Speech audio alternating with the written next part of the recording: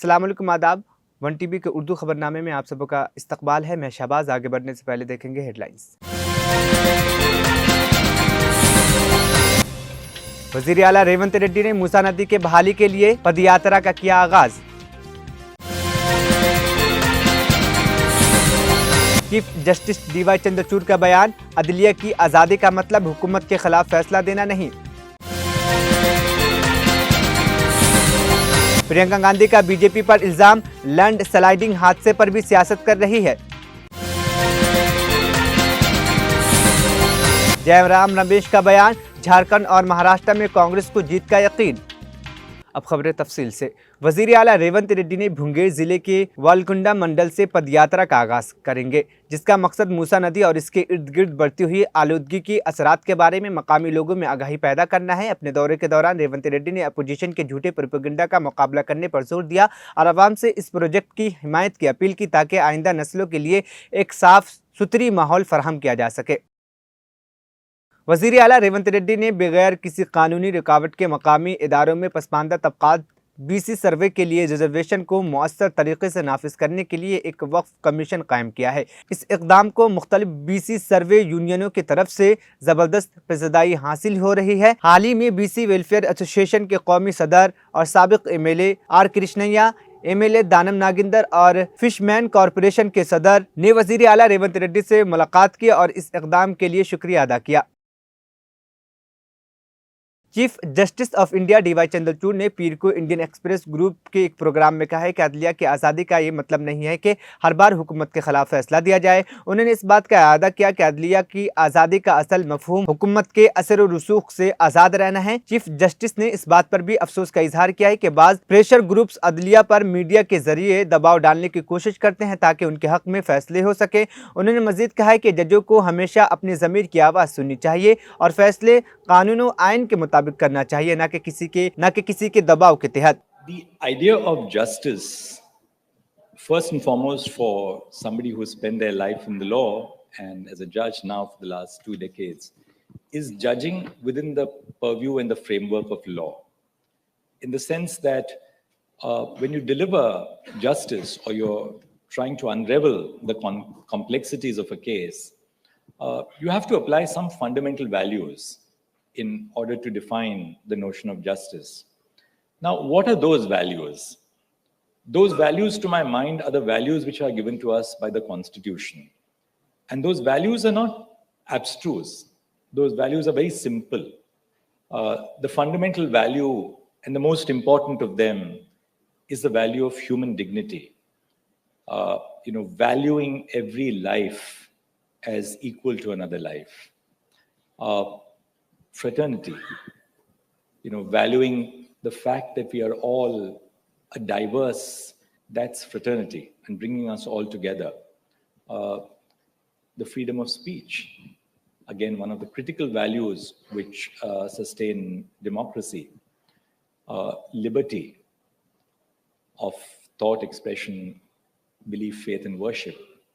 Equality between not just two people, but equality as between social strata. Congress की general secretary और Wayanad पार्लिमानी seat पर ज़िमनी इंतखाब में UDF की उम्मीदवार प्रियंका गांधी ने पीर को बीजेपी पर इल्जाम आयद किया कि वह इस साल जुलाई में होने वाले लैंड स्लाइडिंग के हादसे पर भी सियासत कर रही है। प्रियंका गांधी ने बीजेपी को तनकीद का निशाना बनाते हुए कहा है कि पूरे मुल्क में नफरत फैलाने वाली पार्टी की पहचान गुस्सा, तकसीम और तबाही है। इंतखाबी मुहिम के दूसरे दिन की शुरुआत करते हुए कांग्रेस जनरल सेक्रेटरी ने सुल्तान बातरी असम्बली हल्के में एक जलसे से खिताब किया। उन्होंने कहा, जिस कुदरती आफत ने लोगों को शदीद तकलीफ पहुंचाई, इस पर भी बीजेपी सियासत कर रही है। हमें इस मकाम पर खड़े होकर सोचना चाहिए कि हम किस तरह की सियासत चाहते हैं और हमें अपने मुल्क और अपनी ज़रूरियात के बारे में क्या फैसला करना चाहिए। It's truly an honor for me to be representing the UDF here and to be your candidate from Wayanad. ഐക്യ ജനാധിപത്യ മുന്നണിയുടെ സ്ഥാനാർത്ഥിയായി ഇവിടെ മത്സരിക്കാൻ നിങ്ങളെ പ്രതിനിധാനം ചെയ്യാനുള്ള ഒരു അവസരം ഒരു വലിയ ആദരവായിട്ട് ഞാൻ കാണുന്നു. Your relationship with my brother, a relationship of love, of strength, of respect, should be an example of the relationship between a leader and a people that he represents for all across our country. നിങ്ങളും എൻ്റെ സഹോദരനുമായിട്ടുള്ള ബന്ധം സ്നേഹത്തിൻ്റെ, ധൈര്യത്തിൻ്റെ, കരുത്തിൻ്റെ, ബഹുമാനത്തിൻ്റെ ഒരു ബന്ധമെന്ന് പറയുന്നത് ഈ രാജ്യം മുഴുവൻ ജനങ്ങളും ജനപ്രതിനിധികളും തമ്മിലുള്ള ബന്ധം എങ്ങനെ ആയിരിക്കുന്നു അതിൻ്റെ ഒരു ഉദാഹരണമായി രാജ്യം മുഴുവൻ ഉണ്ടാവണം. That is what it should be. That a politician, a representative of the people, a leader of the people, truly from his heart loves them, represents their needs, their demands, and is honest towards them. ശരിക്കും ആ ബന്ധം അങ്ങനെ ആയിരിക്കണം. ജനങ്ങളെ പ്രതിനിധാനം ചെയ്യുന്ന ഒരു ജനപ്രതിനിധിയോ രാഷ്ട്രീയ നേതാവോ ഹൃദയത്തിൻ്റെ ആഴങ്ങളിൽ നിന്ന് അവർ പ്രതിനിധാനം ചെയ്യുന്ന ജനങ്ങളെ സ്നേഹിക്കണം. അതുമാത്രമല്ല, അവർക്ക് എന്ത് പ്രശ്നങ്ങളുണ്ടോ അതിനെ പ്രതിനിധീകരിക്കുകയും അത് പരിഹരിക്കാൻ പോരാടുകയും ചെയ്യുന്ന ആളായിരിക്കണം രാഷ്ട്രീയ നേതാവ്. And the foundation of our country was laid on a politics and a thinking which reflected the same kind of relationships. ഈ ബന്ധത്തെ പ്രതിഫലിപ്പിക്കുന്ന ഒരു അടിസ്ഥാനത്തിലാണ് നമ്മുടെ രാജ്യത്തിന്റെ രാഷ്ട്രീയം രൂപപ്പെടുത്തിയെടുത്തത്. ഇത്തരം ഒരു ബന്ധത്തിന്റെ അടിസ്ഥാനത്തിലുള്ള രാഷ്ട്രീയത്തിൽ നിന്നാണ്. Had it not been for your strength and your support, my brother would not have had the courage to walk from Kanyakumari to Kashmir and to travel from Manipur to Mumbai in the name of peace, in the name of unity, and in the name of India. സമാധാനത്തിന് വേണ്ടി, ഈ രാജ്യത്തിന് വേണ്ടി, ഈ രാജ്യത്തിന്റെ ഐക്യത്തിന് വേണ്ടി കന്യാകുമാരിയിൽ നിന്ന് കശ്മീർ വരെയും മണിപ്പൂരിൽ നിന്ന് ബോംബെ വരെയും യാത്ര ചെയ്യാനുള്ള ധൈര്യം നിങ്ങളില്ലായിരുന്നെങ്കിൽ എൻ്റെ സഹോദരൻ ഉണ്ടാകുമായിരുന്നില്ല. It's true, it's you who gave him the strength to do it, and we are really grateful to you for it. അത് സത്യമാണ്. നിങ്ങളാണ് അങ്ങനെ നടക്കാനുള്ള ധൈര്യം എൻ്റെ സഹോദരന് നൽകിയത്. അതിന് ഞങ്ങൾ നിങ്ങളോട് കടപ്പാടുള്ളവരാണ്. So my brother has been explaining to me what are the main issues here in Wayanad, but also as I'm traveling and I'm meeting more and more of you, I'm beginning to understand this for myself. എൻ്റെ സഹോദരൻ വയനാട്ടിൽ നിങ്ങൾ നേരിടുന്ന പ്രധാന പ്രശ്നങ്ങൾ എന്താണെന്ന് എനിക്ക് വിശദീകരിച്ച് തന്നിട്ടുണ്ട്. അതുമാത്രമല്ല, ഞാൻ വയനാട്ടിൽ ദിവസം സംസാരിക്കുകയും സഞ്ചരിക്കുകയും നിങ്ങളോട് ഓരോരുത്തരോട് സംസാരിക്കുകയും ചെയ്യുമ്പോൾ ഞാൻ തനിയെ മനസ്സിലാക്കി തുടങ്ങിയിരിക്കുന്നു നിങ്ങളുടെ പ്രധാനപ്പെട്ട പ്രശ്നങ്ങൾ എന്തൊക്കെയാണെന്നുള്ളത്. And what I'm understanding is that there is great potential here, but at the same time there are also great difficulties. ഞാൻ മനസ്സിലാക്കുന്നത് എന്ന് വെച്ചാൽ വയനാട്ടിൽ വളരെയധികം സാധ്യതകളുണ്ട്, അതേസമയം നിങ്ങൾക്ക് വളരെയധികം ബുദ്ധിമുട്ടുകളും മറ്റൊരു വശത്തുള്ളതായി ഞാൻ മനസ്സിലാക്കുന്നു. You have a extensive farming community here. I just stopped on the way. I saw some Manrega workers working. I saw some coffee workers also working under the coffee trees. ഇവിടെ നിങ്ങൾക്ക് വളരെ വിപുലമായ ഒരു കർഷക സമൂഹമുണ്ട്. ഞാൻ ഇങ്ങോട്ട് വരുമ്പോൾ മഹാത്മാഗാന്ധി ദേശീയ ഗ്രാമീണ തൊഴിലുറപ്പ് പദ്ധതിയുടെ ഭാഗമായിട്ട് പ്രവർത്തിക്കുന്ന കുറച്ച് പേരെ കണ്ടു. അതുപോലെ കാപ്പി കൃഷി നടത്തുന്ന കാപ്പി മരങ്ങൾക്ക് താഴെ അവരെയും ഞാൻ വരുമ്പോൾ കാണുകയുണ്ടായി. We need much more focus on agriculture, on food processing especially. നമ്മൾ കൃഷിയിൽ കൂടുതൽ ശ്രദ്ധ കേന്ദ്രീകരിക്കേണ്ടതുണ്ട്. അതുപോലെ ഭക്ഷ്യ സംസ്കരണത്തിലും കൂടുതൽ ശ്രദ്ധിക്കേണ്ടതുണ്ട്. So that the work that you do daily, the work that farmers do, they toil for the country to feed us all, that should actually come to fruition. അതല്ല, നിങ്ങൾ ഓരോ ദിവസവും ഇവിടുത്തെ കർഷകരെന്ന് പറയുന്നത് ഈ രാജ്യത്തിന് അന്നം നൽകാൻ വേണ്ടി ദിവസവും കഷ്ടപ്പെടുന്നവരാണ്. അവർ ചെയ്യുന്ന പ്രവൃത്തിക്ക് ഒരു ഫലം ഉണ്ടാവണം. I know that they have faced a lot of difficulties lately. There has been a fall in the prices of crops that has deeply affected them. എനിക്കറിയാം കർഷകർക്ക് വലിയ പ്രശ്നങ്ങളുണ്ട്. അടുത്ത കാലത്ത് കാര്യമായിട്ട് വിളകളുടെ വില കുറഞ്ഞിട്ടുണ്ട്. അത് നിങ്ങളെ വളരെയധികം ബാധിച്ചിട്ടുണ്ട്. Dairy farmers are especially affected. ക്ഷീര കർഷകർക്ക് വലിയ ബുദ്ധിമുട്ടുള്ളതായി അറിയാം. They need support. അവർക്ക് പിന്തുണ ആവശ്യമുണ്ട്. They suffer a lot due to the man-animal conflict. മനുഷ്യ വന്യജീവി സംഘർഷം മൂലം അവർ വളരെയധികം ബുദ്ധിമുട്ടുന്നുണ്ട്. Loss of cattle, loss of crop, loss of life. കന്നുകാലികളെ നഷ്ടപ്പെടുന്നു, വിളകൾ നഷ്ടപ്പെടുന്നു, അത് മാത്രമല്ല ഒരുപാട് ജീവനും നഷ്ടപ്പെടുന്നു. I just met the widow and daughter of a gentleman who had been crushed by a wild elephant some time back. ഒരു കാട്ടാനയാൽ കൊല്ലപ്പെട്ട ഒരു മനുഷ്യന്റെ അദ്ദേഹത്തിന്റെ ഭാര്യയും കുഞ്ഞിനെയും ഒക്കെ മകളെയൊക്കെ ഞാൻ കുറച്ചു മുമ്പ് കാണുകയുണ്ടായി. She told me how when her husband was injured and she took him to the what is called the medical college, they referred him to Kozhikode. And by the time he reached there, he had already passed away. എന്നോട് അവർ പറയുകയുണ്ടായി, അവരുടെ ഹസ്ബൻഡിന്, ഭർത്താവിന് ആ കാട്ടാന ആക്രമണത്തിൽ മുറിവേറ്റപ്പോൾ ഇപ്പം നിങ്ങൾ മെഡിക്കൽ കോളേജ് എന്ന് പറയുന്ന സ്ഥലത്തേക്ക് അവിടെ കൊണ്ടുപോയപ്പോൾ അവിടെ സൗകര്യങ്ങളില്ലായിരുന്നു. അദ്ദേഹത്തെ കോഴിക്കോട് മെഡിക്കൽ കോളേജ് ആശുപത്രിയിൽ കൊണ്ടുപോകാൻ പറഞ്ഞു. അവിടെ കോഴിക്കോട് കൊണ്ടുചെന്നപ്പോഴത്തേക്കും അദ്ദേഹം മരിച്ചുപോയി. And his daughter told me how important it is that that medical college should be fully equipped with facilities. അപ്പോൾ അദ്ദേഹത്തിൻ്റെ മകൾ എന്നോട് പറയുകയായിരുന്നു, നിങ്ങൾക്ക് എത്രമാത്രം പ്രധാനപ്പെട്ടതാണ് ഇവിടെ മെഡിക്കൽ കോളേജ് എന്ന് പറയുന്ന ആ സ്ഥലത്തെ എല്ലാവിധ സൗകര്യങ്ങളും ഉണ്ടാകേണ്ട ഒരു മെഡിക്കൽ കോളേജ് നിങ്ങൾക്ക് വേണ്ടത് എത്ര പ്രധാനപ്പെട്ടതാണെന്ന് പറയുകയുണ്ടായി. I know that my brother has tried very hard and voiced your demand for the medical college again and again, and due to that the status of the hospital has been changed, but the facilities have still not been given. എനിക്കറിയാം എൻ്റെ സഹോദരൻ medical college എന്ന് പറയുന്ന നിങ്ങളുടെ ആവശ്യത്തിന് വേണ്ടി എത്രമാത്രം കഷ്ടപ്പെട്ടിട്ടുണ്ട്, എത്രമാത്രം സമ്മർദ്ദം ചെലുത്തിയിട്ടുണ്ട്. അദ്ദേഹത്തിൻ്റെ പ്രവർത്തികളുടെ ഫലമായി അവിടെ മെഡിക്കൽ കോളേജ് എന്നുള്ള പേര് മാറ്റി മെഡിക്കൽ കോളേജ് എന്നാക്കി. പക്ഷേ അവിടെ ആവശ്യത്തിനുള്ള സംവിധാനങ്ങളും സൗകര്യങ്ങളും ഇതുവരെ ഉണ്ടായിട്ടില്ല. And every single day that I am here, person after person tells me how this is the most important thing for you. I want to reassure you that I will keep fighting for it, and I will pressurize the government as much as possible so that you get the facilities that you deserve. ഞാൻ ഇവിടെയുള്ള ഓരോ ദിവസവും ഞാൻ കണ്ടുകൊണ്ടിരിക്കുന്ന ഓരോരുത്തരും മാറി മാറി എന്നോട് പറഞ്ഞുകൊണ്ടിരിക്കുകയാണ്, മെഡിക്കൽ കോളേജ് എന്നത് നിങ്ങൾക്ക് എത്ര പ്രധാനപ്പെട്ട ഒരു ആവശ്യമാണെന്ന്. ഞാൻ നിങ്ങൾക്ക് ഉറപ്പ് നൽകുകയാണ്, എനിക്കാവുന്ന വിധത്തിൽ എത്രമാത്രം പോരാടാൻ സാധിക്കുമോ അവിടെ എല്ലാവിധ സൗകര്യങ്ങളും ഉണ്ടാകാൻ വേണ്ടി ഞാൻ പോരാടുമെന്ന്. And this lady who I just met was explaining to me how her house is right next to the forest and how the man-animal conflict is such a big issue for everybody. I am also aware that certain areas have been declared buffer zones, and certain villages have now come in, those settlements have come in those buffer zones, and rules have changed. So everything has changed for the people living there, but they were not even consulted. അത് മാത്രമല്ല, ഞാനിപ്പോൾ കണ്ട ഒരു സ്ത്രീ എന്നോട് പറയായിരുന്നു, അവരുടെ വീട് എന്ന് പറയുന്നത് കാട്ടിനടുത്താണ്. അതുകൊണ്ട് ഈ മനുഷ്യ വന്യജീവി സംഘർഷം വരുമ്പോൾ അവർക്ക് എത്രമാത്രം ബുദ്ധിമുട്ടുണ്ടാകുന്നു. അതുമാത്രമല്ല, ബഫർ സോൺ പുതുതായിട്ട് പ്രഖ്യാപിക്കുമ്പോൾ നിങ്ങൾ താമസിക്കുന്ന മനുഷ്യർ താമസിക്കുന്ന സ്ഥലങ്ങളൊക്കെ ബഫർ സോണിലാകുകയാണ്. പെട്ടെന്നൊരു ദിവസം പുതിയ നിയമങ്ങൾ വരുന്നു. അതുകൊണ്ടൊക്കെ നിങ്ങൾക്ക് എത്ര ബുദ്ധിമുട്ടാണ് ഉണ്ടാകുന്നതെന്ന് എനിക്കറിയാം. So while the forest has to be protected and animals also have to be protected, but human life is above that.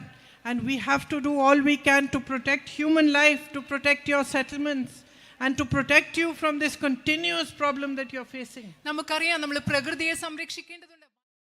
Jairam Ramesh ने एक इंटरव्यू के दौरान कहा, कांग्रेस का झारखंड और महाराष्ट्र में मजबूत इत्तेहाद है और हमें यकीन है कि ये इंतखाब अच्छे इंतखाबी नताइज लेकर आएगा। उन्होंने मजीद कहा है कि जहां तक कांग्रेस का सवाल है, हरियाणा में नताइज गैर मुतवक्के थे, लेकिन हम महाराष्ट्र में पूरी उम्मीद हैं क्योंकि हमारे पास बहुत मजबूत इत्तेहाद है। हम झारखंड में भी जीत लेकर पूरी उम्मीद है, वहाँ भी हमारे अच्छे इत्तेहाद है। उन्होंने ये भी कहा है कि महाराष्ट्र में वजीर आला का चेहरा 23 नवंबर को इंतखाबी नताइज के बाद तय किया जाएगा। 20 सीटों में हमारी शिकायत थी, 20 सीटों में शिकायत थी, कागजात थे, हमने सबूत भी दिया, पेश किया, बातचीत हुई और चुनाव आयोग ने कहा हम इसकी जांच करवाएंगे। ठीक है, 20 दिन बाद हम 9 तारीख को मिले और 20 दिन बाद चुनाव आयोग का हमें जवाब आता है। वो जवाब ही नहीं है। जो हमारे स्पेसिफिक आरोप हैं, हमारे जो स्पेसिफिक चार्जेस हैं, जो हमारी शिकायतें थी, उस पर तो कोई टिप्पणी नहीं की, उस पर तो कोई जांच नहीं हुई है। अपने आप को क्लीन चिट देते हैं और वही नहीं, वो लिखते हैं कि हमने आपसे मुलाकात की। ये इससे बड़ी बात क्या हो सकती है? अरे आपने क्या हम पर कोई एहसास किया है? हम राजनीतिक दल हैं, हमारा आपसे मिलना हमारा हक बनता है, हमारा अधिकार बनता है। आप एक चुनावी संस्था है, संवैधानिक संस्था है, आपका कर्तव्य बनता है। कर्तव्य पथ से आप दूर नहीं है, निर्वाचन सदन कर्तव्य पथ के पास ही है, पर आप अपना कर्तव्य भूल रहे हैं। आपका कर्तव्य क्या है? राजनीतिक दलों से मिलना, उनको सुनना। पर जो जवाब आता है, चौंका देने वाले जवाब है। मैं तो हैरान हो गया, मैंने कभी ऐसा जवाब नहीं पढ़ा है। और जैसे शिकायत अराजकता आप फैला रहे हैं, सिविल अनरेस्ट फैला रहे हैं। अरे ये क्या जवाब है? तो हमने 20 सीटों पर शिकायतें दी हैं, उस पर आप कहिए कि ये सही है, ये सही नहीं है, हमने ये जांच कर, वो ठीक है। हम लोग तो तैयार थे, ठीक है, हम दल मिले, हम शिकायतें हमने उनके सामने रखे और उन्होंने हमें जवाब दी। उस पर हम बिल्कुल इस मामले को बंद करने वाले थे, पर जिस तरीके से उन्होंने जवाब दिया, उस जवाब का जवाब काउंटर जवाब देना, और हमने वो जवाब दिया है। तो मेरी गुजारिश है चुनाव आयोग से, आप समझिए आपका कर्तव्य क्या है।